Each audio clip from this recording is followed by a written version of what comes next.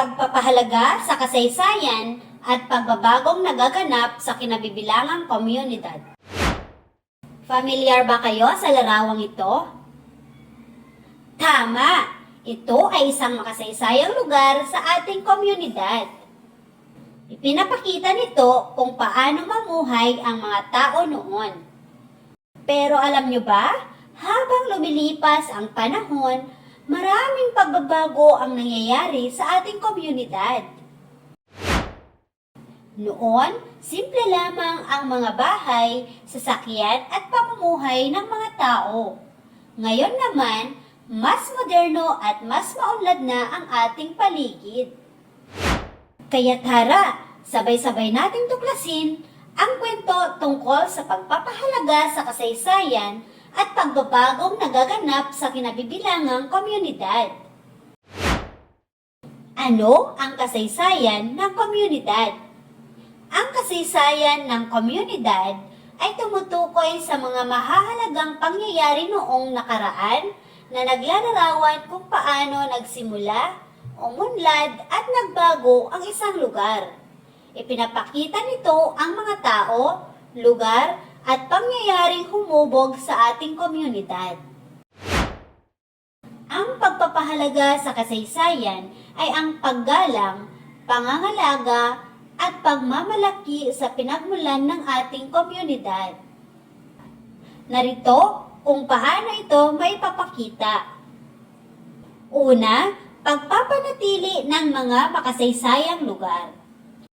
Ipinapakita ang pagpapahalaga sa kasaysayan sa pamamagitan ng pagpapahalaga sa mga lumang gusali, monumento at pook na may mahahalagang bahagi sa nakaraan.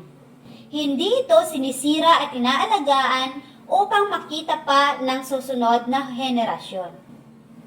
Pagdaraos ng mga pagdiriwang. Naipapakita ito sa pamamagitan ng paglahok at pakikiisa sa mga pista, anibersaryo at selebrasyon na may kaugnayan sa kasaysayan ng komunidad.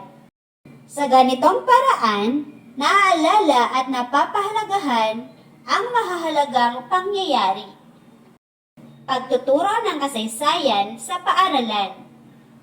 Ipinapakita ang pagpapahalaga sa pamamagitan ng pag-aaral at pagtuturo ng pinagmulan at kwento ng komunidad.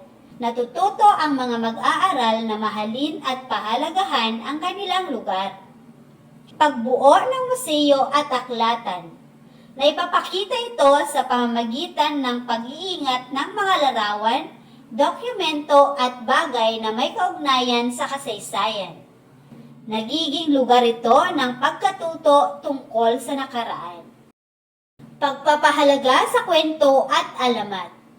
Ipinapakita ang pagpapahalaga sa pamamagitan ng pakikinig, pagbasa at pagpapasa ng mga kwento ng nakakatanda. Ang mga salaysay na ito ay bahagi ng kultura at kasaysayan ng komunidad. Pagtutulungan ng komunidad. Naipapakita ito sa pamamagitan ng sama-samang pagkilos tulad ng paglilinis at pangangalaga sa makasaysayang lugar. Ipinapakita nito ang pagkakaisa at malasakit sa kasaysayan. Paggamit ng teknolohiya.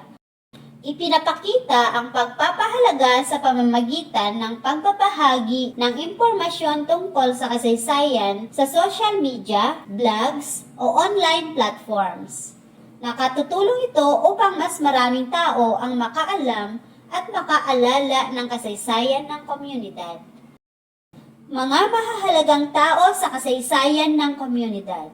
Ang mahahalagang tao sa komunidad ay mga individual na may malaking ambag sa pag-unlad nito.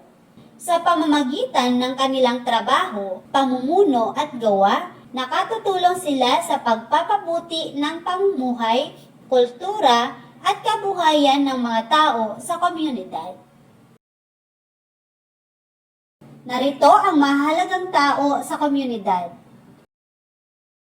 Una ay ang mga leader ng komunidad. Ito ay ang mga barangay captain, mayor o iba pang opisyal ng pamahalaan na nagpapakita ng mahusay na pamumuno at naglalatag ng mga proyekto at patakaran para sa ikabubuti ng komunidad. Mga edukador. Ito ay ang mga guro, prinsipal at iba pang mga nasa sektor ng edukasyon na nagtuturo at naghubog sa mga kabataan upang maging responsableng mamamayan. Mga negosyante. Ito ay ang mga lokal na negosyante na nagtatayo ng mga negosyo na nagbibigay ng trabaho at oportunidad sa mga residente. Aktivista. Ito ay ang mga taong lumalaban para sa karapatan ng mga miyembro ng komunidad at nagsusulong ng mga advokasya para sa kalikasan, karapatang pantao at iba pang mahahalagang usapin. Mga tagapaglingkod. Ito ay ang mga doktor, nurse, at iba pang tagapaglingkod sa kalusugan na nagsisilbi sa pangangailangan ng komunidad. Mga alagad ng sining at kultura. Ito ay ang mga manunulat, artista, musikero at iba pang mga nasa larangan ng sining na nagpapanatili at nagpapalaganap ng kultura at tradisyon ng komunidad. Mga relihiyosong leader. Ito ay ang mga pari, pastor, imam, at iba pang mga leader espiritual na nagbibigay ng gabay at suporta sa moral at espiritual na aspeto ng buhay ng mga tao. Mga pagbabago sa komunidad. Ang komunidad ay patuloy na nagbabago at umuunlad sa paglipas ng panahon. Maraming bagay noon ang mas simple lamang, ngunit ngayon ay mas moderno at mas maayos na. Halimbawa ay ang daan. Noon, putikan at mabato lamang ang mga daan kaya mahirap daanan lalo na kapag umuulan.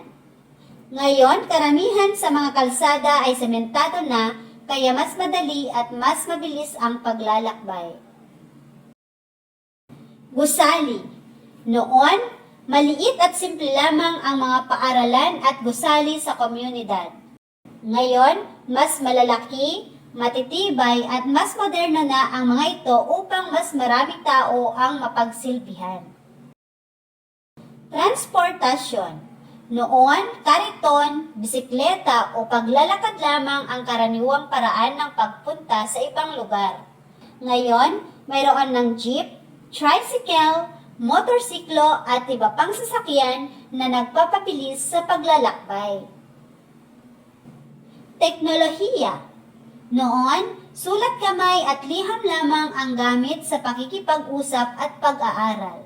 Ngayon, gumagamit na ng cellphone, computer at internet para sa komunikasyon at pagkuha ng impormasyon. Pamilihan.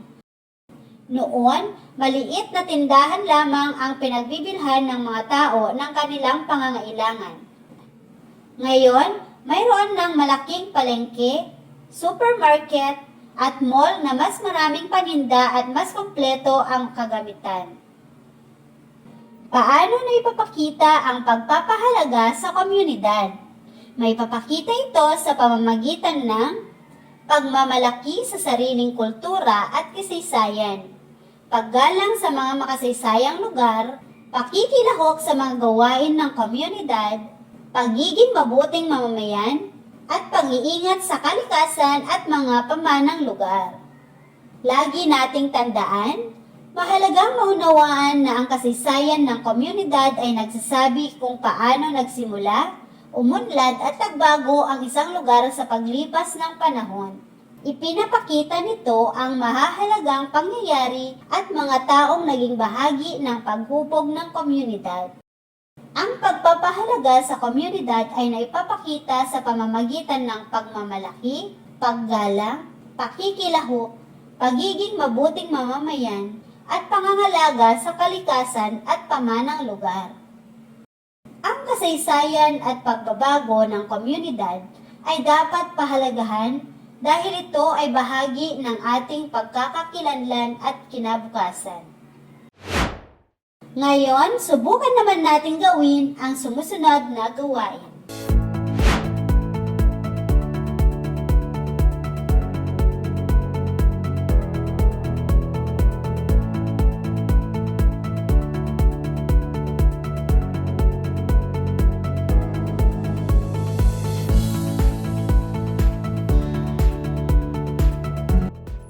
Thank you for watching! Please don't forget to like, share, and subscribe and turn on the notification bell so you'll be updated for our next lesson. Goodbye and see you next time!